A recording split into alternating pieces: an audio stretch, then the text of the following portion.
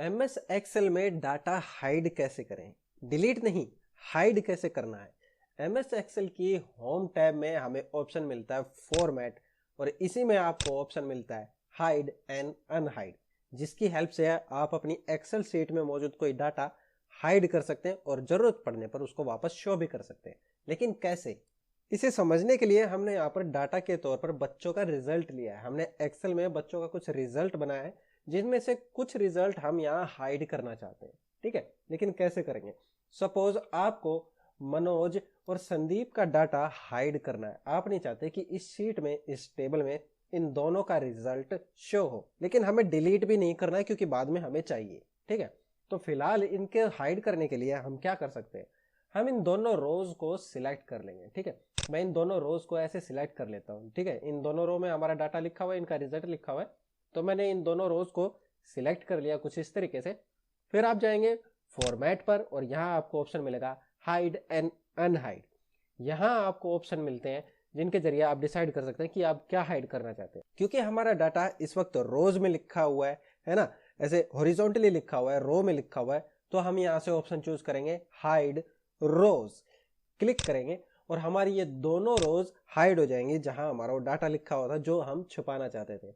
अब हमें टेबल तो नजर आ रही है, वो डाटा अभी भी यहीं मौजूद है, लेकिन उसके बावजूद वो दो रिजल्ट्स हमें यहाँ शो नहीं होंगे क्योंकि वो हाइड हो चुके हैं। ठीक है, तो ऐसे तो आप अपना कोई डाटा हाइड कर सकते हैं, लेकिन अब बारी आती है उसे वापस शो करने की, तो शो कैसे करेंगे? ठीक है, आप जाते हैं फॉर्मेट पे, यहाँ क्लिक करते हैं हाइड एंड शो और चूज करते हैं अनहाइड रो, तो कुछ भी नहीं होता, वो वापस नहीं आती। वो वापस कैसे आएंगी मैं बताता हूं। ठीक है, यहां देखिए वो रो नंबर थी 5 और 6 जो कि हाइड हो चुकी है। ठीक है, लेकिन ये हमारी आती है यहाँ पर देखिए 4 और 7 के बीच में। ठीक है, तो हम क्या करेंगे, 4 और 7 को ऐसे सिलेक्ट कर लेंगे, इन दोनों रोज को कुछ ऐसे सिलेक्ट कर लेंगे। ठीक है, तो हम जानते हैं रो नंबर 5 और 6 इन दोनों के बीच में है, तो हमने इन दोनों रोज को ऐसे सिलेक्ट कर लिया है।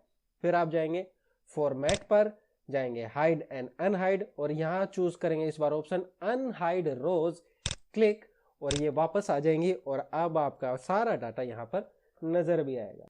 ऐसे ही आपको ऑप्शन मिलता है यहाँ पर कॉलम्स को हाइड करने के लिए। ये तो हमने रोज को हाइड किया क्योंकि हमारा यहाँ डाटा जो है वो ऐसे रोज में लिखा हुआ था, लेकिन अगर कॉलम्स में लिखा हुआ हो और वो आपको हाइड करना हो तो आप कैसे करेंगे?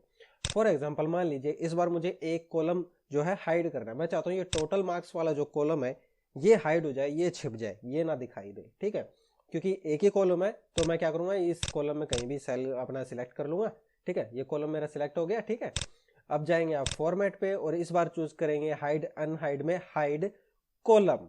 जैसे ही आप इस पर क्लिक करेंगे आपका वो कॉलम हाइड हो जाएगा, यहां नजर नहीं आएगा लेकिन मौजूद रहेगा आपकी सीट में ताकि आप बाद में उसे देख सके।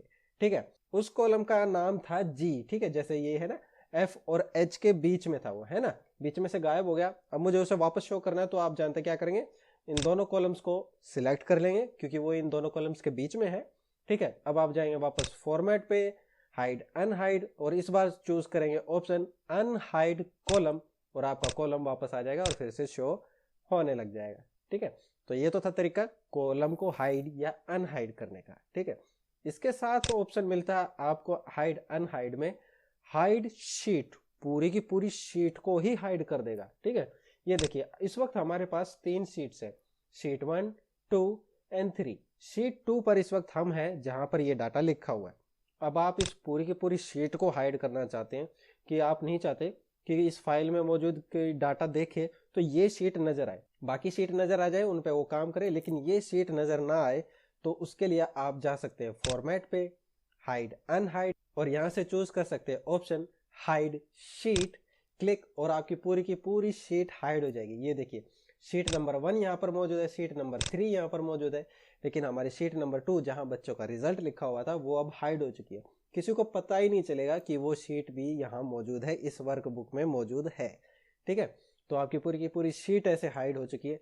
लेकिन अब शीट को वापस कैसे लाएंगे, इसका सिंपल तरीका है, वापस जाएंगे आप फॉर्मेट पे, चाहे आप किसी भी शीट पे हो। ठीक है, फॉर्मेट ऑप्शन पे जाएंगे, हाइड एंड अनहाइड और यहाँ आपको ऑप्शन मिल जाएगा अनहाइड शीट, क्लिक, और आपके सामने एक ऐसे डायलॉग बॉक्स ओपन होगा जिसमें दिखाई देगा कि कौन कौन सी शीट आपने हाइड कर रखी है। फिलहाल हमने एक ही शीट हाइड कर रखी है, तो यहाँ पर वो नाम आ गया, शीट नंबर 2 थी हमारी, इसे आप सिलेक्ट करेंगे एंड देन ओके, और आपकी शीट नंबर 2 वापस शो होने लगेगी और ये फिर से आपको नजर आने लगेगी। ठीक है, तो ये था तरीका हमारे किसी भी डाटा को हाइड या अनहाइड करने के लिए।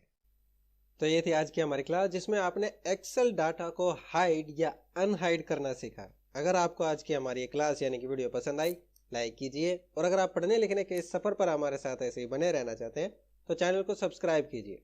अपने सवाल और सजेशंस कमेंट बॉक्स में जरूर शेयर करें। जल्द मिलेंगे आपसे अपनी अगली क्लास में, तब तक जो सीखा उसकी प्रैक्टिस कीजिए। Bye bye.